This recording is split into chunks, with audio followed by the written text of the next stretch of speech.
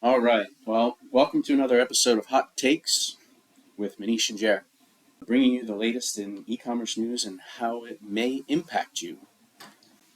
So, Manish, Trump wins the election, and it seems, everything that you read since Trump won the election has tends to focus on cost pressure uh, and whatnot, and impacting supply chain professionals, quite substantially. Another example, I read something about, Trump's, drill baby drill, focus on energy policy, you know, and how that's going to impact inflation.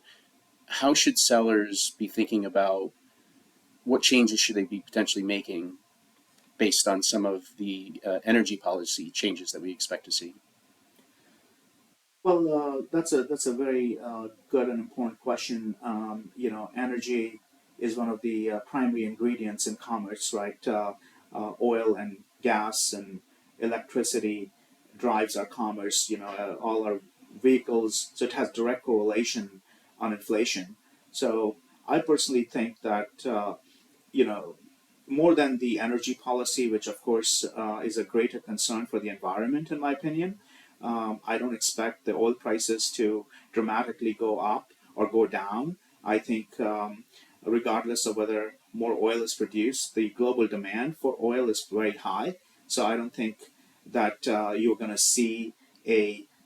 to pay less than half or half of what you're paying at the pump today.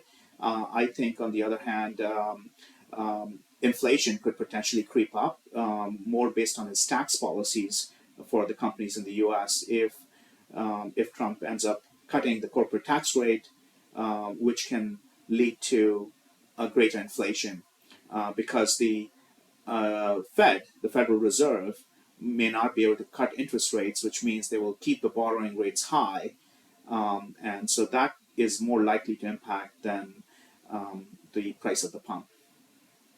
And so I'm curious because obviously you spend a lot of time digging deep into a lot of these topics. Um, what do you expect Elon Musk to benefit, or how do you expect Elon Musk to benefit from his, what did he spend, $130 million on Trump's Wow, campaign? that's a very interesting question. It remains to be seen because I don't expect the Trump administration to, add any new subsidies on electric vehicles because that obviously contradicts with the drill baby drill policy. So I don't expect that. There is some talk about TikTok, whether the U.S. government will force the sale of TikTok um, for several reasons. We heard a lot about that under the Biden administration.